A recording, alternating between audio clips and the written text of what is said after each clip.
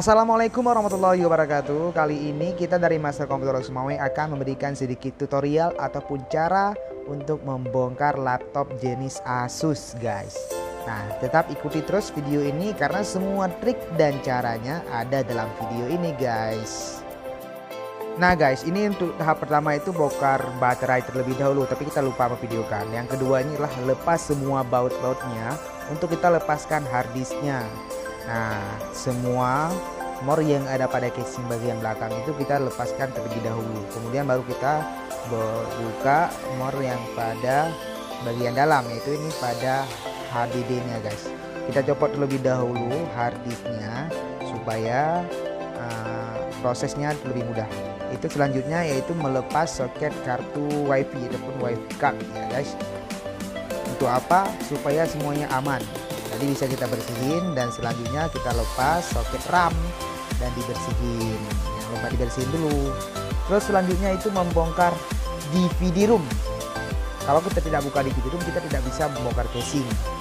Baru kali ini itu lepas soket keyboard karena barangkali ada baut yang terletak di bawah keyboard ataupun biar tidak ada korslet. Nah, semua fleksibelnya itu dicopot terlebih dahulu. Itu adalah fleksibel pada bagian touchpad. Touchpad itulah untuk menggerak-gerakkan kursor, ya guys. Nah, begitulah bentuk dalam laptop jenis Asus.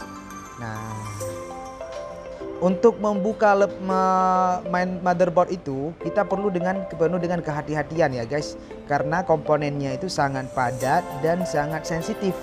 Jadi usahakan tidak ada keringat pada bagian tangan kita dan obeng yang digunakan juga tidak mengenai bagian bodinya. Itu cabut kabel fleksibel layar supaya tidak putus atau tidak korslet dengan yang lain, guys. Nah, secara perlahan-lahan dicopot motherboardnya. Ingat, ini jangan dilakukan oleh yang tidak berpengalaman karena ini adegan ini hanya boleh dilakukan oleh yang profesional. Selanjutnya itulah membersihkan terlebih dahulu motherboard dari debu-debu yang ada pada bagian motherboardnya. Supaya apa? Supaya bagian dalamnya itu bersih dan tidak ada kotoran lagi, guys. Jadi semuanya pergerakan laptopnya lebih ringan dan tidak ada kendala dengan banyaknya debu. Itulah melepas soket pada kipasnya ataupun fan. Itu dia. Kalau kipasnya kotor, jadi dia bawaannya tidak sanggup bergerak, makanya laptop kita itu sering panas. Itulah sebabnya, karena bagian dalam laptop kita itu masih kotor, jarang kita bongkar dan jarang diservis. Tapi untuk pembongkaran dan servisnya juga tidak boleh dilakukan terlalu banyak, ya guys. Hanya dilakukan saat kita butuh saja. Supaya apa? Pada bagian chip prosesornya itu ada sedikit dikasih pasta supaya prosesornya itu dingin dan tidak panas. Itu kita bersihkan terlebih dahulu, nanti akan kita ganti dengan pasta yang baru karena yang lama itu pasti sudah kering ya, keras. Di bagian tembaga pada fan prosesornya juga dibersihin. Nah, baru kita kasih pasta yang baru dengan sedikit kali dan dengan juga berlebihan. Nah, ini penuh dengan kehati-hatian walaupun dia menggunakan obeng, tapi ini tidak apa-apa karena sudah profesional. Tapi agak buat kalian yang belum profesional ini tolong dihindari, ya guys, karena sangat berbahaya, sensitifnya terhadap prosesornya. Selanjutnya yaitu pasang kembali fan-nya, pastikan terpasang dengan sempurna. Karena kalau tidak sempurna, seperti hubungan kita dengan kamu, kita masih membutuhkan orang yang sempurna. Dan perlu kita ketahui, tidak ada orang yang sempurna, tapi kita itu saling melengkapi. Nah, gitu ya guys, sedikit ya bercandaannya.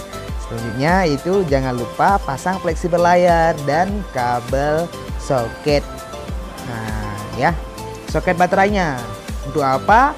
Jangan nanti ketika kita sudah pasang casingnya, tapi kita malah tidak pasang fleksibel layar dan baterai, malah laptopnya tidak tampil, guys. Gitu. Bautnya juga ya, jangan ada yang ketinggalan karena takutnya nanti malah jatuh.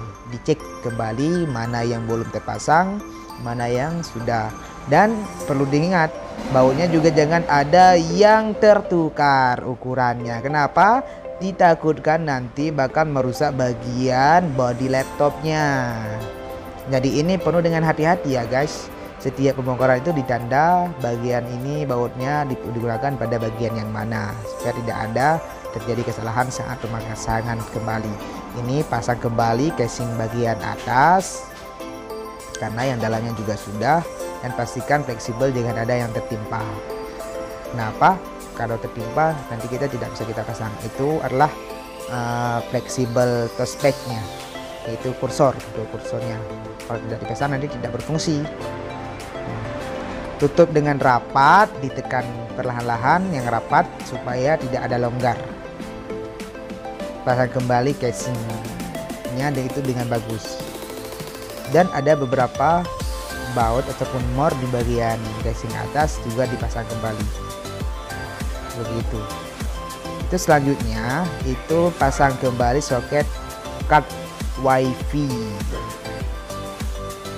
Pastikan tidak ada komponen yang tertinggal.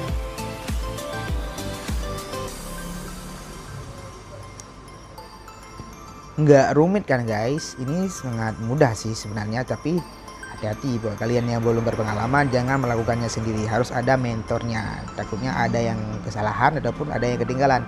Itu kita pasang kembali harddisknya terlebih dahulu, tapi sebelum dipasang itu sepertinya masih ada soket yang belum tertutup ataupun bagian casingnya ya guys. Kita tutup kembali terlebih dahulu, baru kita pasang harddisknya. Dipastikan kabelnya itu terhubung dan terpasang dengan bagus.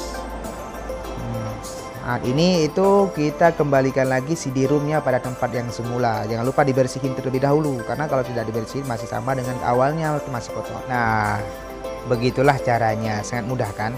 Memang mudah, tapi itu kerjaan yang penuh dengan resiko. Kita pasang kembali RAM pada tempatnya. Itu pastikan terpasang dengan benar, jangan terbalik karena bisa merusak bagian RAM-nya. Dan pastiin semuanya juga sudah terpasang. Dipasang kembali baut ataupun mor yang ada pada bagian casing.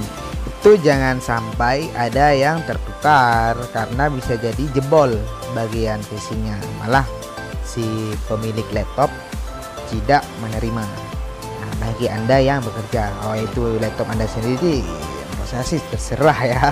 Cuman kalau cuma salah sedikitnya laptop Anda itu jadi cacat, tidak lagi bagus seperti semula. Setelah kita servis bukan tambah bagus, malah tambah rusak.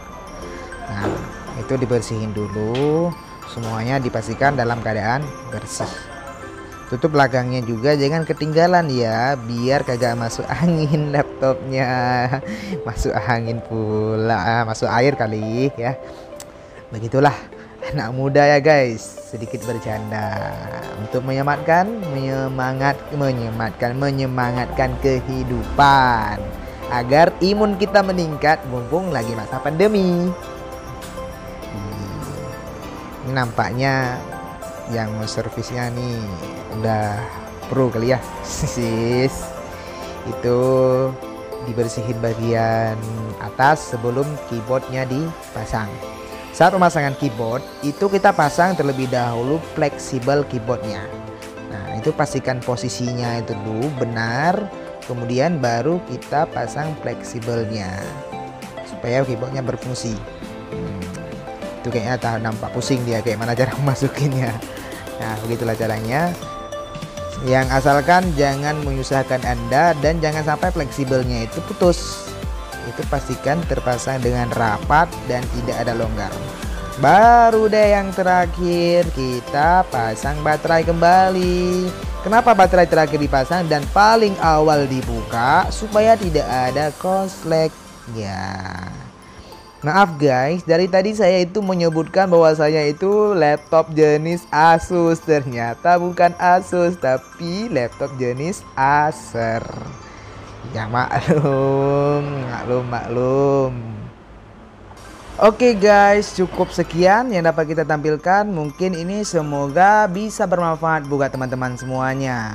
Bagi Anda yang belum berpengalaman, jangan coba dulu kalau Anda tidak memiliki mentor. Bagi Anda yang kerusakan, silakan bawa ke Master Komputer di Jalan Samudra Baru, Kota Lux, Semawe.